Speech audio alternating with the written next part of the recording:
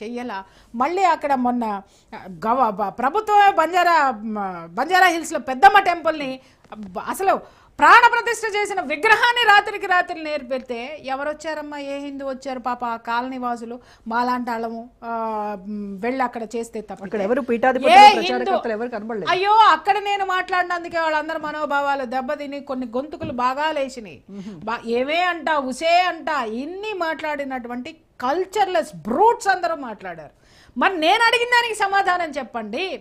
అక్కడ అమ్మవారిని ప్రాణప్రతిష్ఠ చేసినటువంటి అమ్మవారిని అక్కడి నుంచి తొలగిస్తే వీళ్ళు ఎందుకు నోరిప్పలేదు, ఎందుకు మాట్లాడలేదు? మరి మాట్లాడతారు కదా పొద్దున్నే, అమ్మమ్మమ్మ ఇంట్లో ఉన్న అమ్మవారి పువ్వు కింద పడిందా అమ్మో అని భయపెట్టేస్తారు. శంకరుడి పాదాల దగ్గర ఉన్నటువంటి విభూతి రాసుకుంటే ఎంతో అయిపోతుంది అంటారు. మరి శంకరుడి నుంచి పాదాల కింద ఉన్నటువంటి మట్టి రేణు విభూతి అయినప్పుడు ప్రాణ ప్రతిష్ఠ చేసినటువంటి అమ్మవారు ఉన్న భూమి ఎంత గొప్పది, ఆ విగ్రహం ఎంత గొప్పది. అది రాత్రికి రాత్రి పలుగులు గడ్డపారలతోటి తీసుకెళ్తే మాట్లాడినటువంటి పెద్ద మనుషులు ఎవరు? నన్ను తిట్టిన వాళ్ళందరూ సమాధానం చెప్పండి. ఎవరు రారంట. రానప్పుడు నువ్వు ఎందుకు మాట్లాడుతావు? నువ్వు పెద్ద ప్రవచనకారుడు అని నువ్వు ఎందుకు ముద్ర వేసుకుంటావు? నువ్వు ఏం చేస్తున్నావు? ఇప్పుడున్న పరిస్థితుల్లో నువ్వు ఏం చేస్తున్నావు అనేటటువంటిది తీయాలి. ఇంకొక విషయం కూడా ఇక్కడ జరిగింది ఏంటంటే, ఏదో ఒక పంచాయతీ, ఎవరిదో దిక్కుమాలిన పంచాయతీ, ఒక పీఠాధిపతి దగ్గరికి వెళ్తే అక్కడ ఒక పెద్ద మనిషి మాట్లాడాడంట. ఏమండి, ప్రియా చౌదరి మిమ్మల్ని ఫలానా అనింది, సో కాబట్టి మీరు ఆ ప్రియా చౌదరికి మీరు సపోర్టు మీ భక్తుల్లో ఎవరో సపోర్ట్ ఇస్తున్నారండి అని ఆయన కంప్లైంట్ చేశారు. ఇట్లుంటారు. కంప్లైంట్ చేసిన ఆయన కూడా హిందుత్వం కోసమే కొట్లాడతాడబ్బా. అంటే వాళ్ళెవరో నాకు తెలీదు, నేనెవరినో వాళ్ళకి తెలీదు, వీడు ఎందుకు మోసుకెళ్ళావు? అరే నేను అడిగిన దానికి సమాధానం చెప్పండి ఫస్ట్, తర్వాత మాట్లాడదాం. ఇవాళ ఈ భక్తులందరూ సైన్యంగా మారితే ఇవాళ మనకింత దరిద్రం పట్టేదా? ఇన్ని మత మార్పిళ్ళు ఇంకా జరిగేటియా? ఇంకా వీళ్ళందరూ వీధుల్లో తిరిగి మన హిందువుల్ని ఇళ్లల్లోకి చొచ్చుకుని పోయి మరి మతాలు మార్చి తీసుకెళ్తున్నారు. ఇవి జరిగేవా? ఈ మఠాధిపతులు పీఠాధిపతులు వీళ్ళందరూ వాళ్ళ ప్రాపర్టీస్ని కాపాడుకోవడానికి ఈ భక్తుల్ని మెయింటైన్ చేస్తున్నారా? ఈ ప్రశ్నలకు సమాధానం చెప్పండి. మళ్ళీ నన్ను ఇట్టుకున్న ఫరకే పడదు. ఎస్, మళ్ళీ మనం ఈ న్యూ ఇయర్ సెలబ్రేషన్స్ వద్దాం.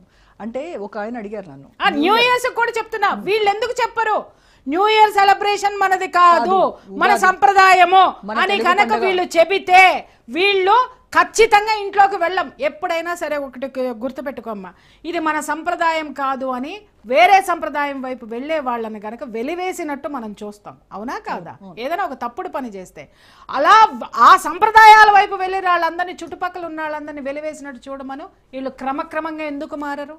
అరే ఒక 1,00,000 మంది నీకు భక్తులు ఉన్నారంటే నువ్వు 1,00,000 మందిని తయారు చేయి, ఆ 10 లక్షల మందిని మారుస్తారు. కరెక్ట్. ఇవి లేకుండా ఈ కల్చర్లన్నీ ఎలా సాగుతున్నాయి? ఇన్ని పబ్బులు ఎలా ఉన్నాయి? ఎవరు కంట్రోల్ చేస్తారండి? అంటే కంట్రోల్ చెయ్యనప్పుడు నువ్వు ఎందుకు వెళ్ళి కాళ్ళు మొక్కుతున్నావు? January 1st అనేది అసలు మన పండగ కాదు, మనం సెలబ్రేట్ చేసుకోవాల్సినటువంటి కాదు, మన తాగి తందనాలాడే ఒక దిక్కుమాలిన కల్చర్. ఆ కల్చర్ ని ప్రోత్సహిస్తున్నారు చూసావా అందరూ కూడా. బహుశా ఒకవేళ రేపొద్దున నా పిల్లలు పెద్దాళ్ళు అయిన తర్వాత నేను కూడా ఉంటానేమోనని నా భయం. అందుకే గొంతు చించుకుని అరుస్తున్నా. ఎందుకంటే ఇక్కడ కూర్చొని మాట్లాడుతున్నా, నా వెనకేం జరుగుతుందో నేను ఎక్కడ చూసుకోగలుగుతాను? నా వీపు నాకు కనపడదు కదా. రేపొద్దున ఏ ప్రమాదాలు కొని తెచ్చుకోవాల్సి వస్తుందోనని నా భయం నాది. అందుకే అలర్ట్ చేస్తున్నా జనాలందరినీ. మరి అది కేవలం నువ్వు నేను మనమే ఇంత చేయగలిగింది. మరి అన్ని లక్షల మంది వాళ్ళ సైన్యం ఉన్నప్పుడు ఆ సైన్యాన్ని దేశానికి ధర్మానికి ఎందుకు తయారు చేయరు కాపాడడం కోసము? సమాధానం లేదు. తిట్లు మాత్రం బాగా వస్తాయి వీళ్ళందరికీ. వీడియోలు చేయడానికి మాత్రం ఎక్కడ లేనటువంటి ఓపిక, భక్తి, భావన అన్నీ వచ్చేస్తాయి.